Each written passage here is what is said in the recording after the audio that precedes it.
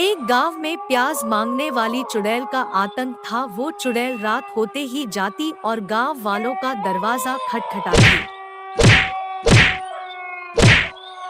अरे इतनी रात में कौन आ गया? सीमा जरा देखना दरवाजे पर कौन है।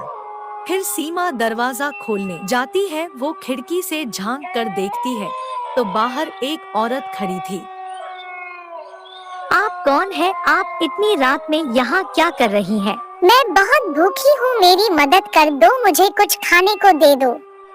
लेकिन हमने जो खाना बनाया वो तो खत्म हो गया, अब खाने को कुछ नहीं है। एक काम करो, एक रोटी बना दो और एक मुझे प्याज दे दो, मैं उसी से अपना काम चला लूंगी। ये बेचारी तो बहुत भूखी लग रही है, रोटी और प्याज खाकर ही अपनी भूख मिटा लेगी। रुको तुम यही, मैं अभी तुम्हारे लिए रोटी बना कर लेकर आती हूँ। फिर सीमा जल्दी से रसोई घर में रोटी बनाती है और उस रोटी पर एक प्याज रखकर उसे देने के लिए बाहर जाती है। फिर जैसे ही उसे रोटी और प्याज देती है वो औरत चुड़ैल में बदल जाती है।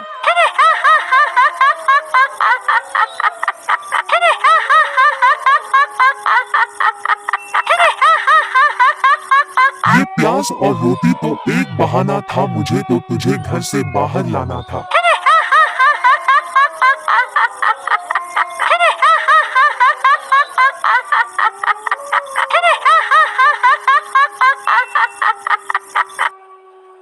फिर वो चुड़ैल सीमा की आत्मा पर अपना कब्जा कर लेती है और सीमा बेहोश होकर गिर जाती है।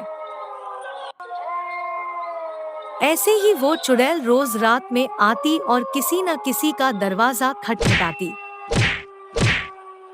फिर रोटी और प्याज मांगती। फिर जैसे ही कोई रोटी और प्याज देने के लिए दरवाजा खोलता चुड़ैल उसके शरीर से आत्मा को खींच लेती और भाग जाती। फिर गांव की बहुत सी औरतें चुड़ैल के वश में आ गई थी।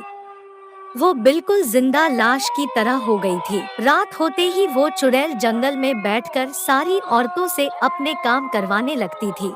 एक रात में सीमा उठती है और खंजर से राजू पर हमला कर देती है। अरे बेवकूफ, ये क्या कर रही है? मुझे जान से मारना चाहती है क्या? मैं अपनी मालकिन का काम कर रही हूँ और वो मुझे जो भी आदेश देंगी मैं उसे पूरा करूँगी। फिर रमेश उसे कुर्सी से बांध देता है और पूरी रात इसी तरह गुजर जाती है। फिर सुबह होने पर मुखिया जी, मेरी पत्नी की आत्मा पर उस चुड़ैल ने काबू कर लिया है।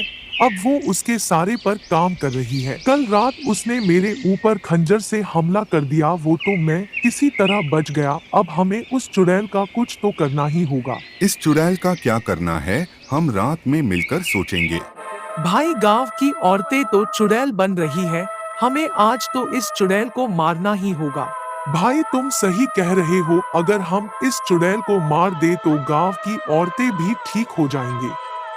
हाँ, इस चुड़ैल को मारना बहुत जरूरी है, लेकिन हम उसे पकड़े कैसे? उसको पकड़ना तो बहुत मुश्किल है।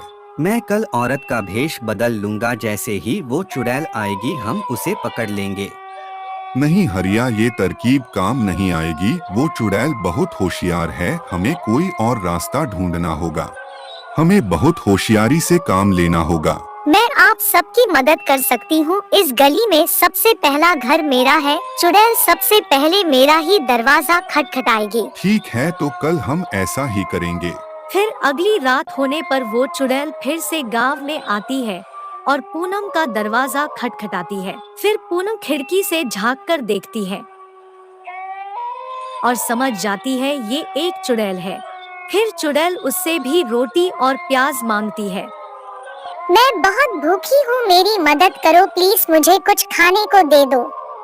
एक रोटी ही बना दो और मुझे एक प्याज दे दो, मैं उससे ही अपनी भूख मिटा लूंगी। फिर पूनम रोटी और प्याज लेकर बाहर जाती है।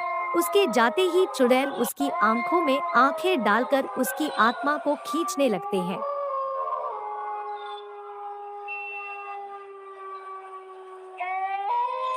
तभी हरिया एक आईना लेकर जाता है और उसको चुड़ैल के सामने कर देता है।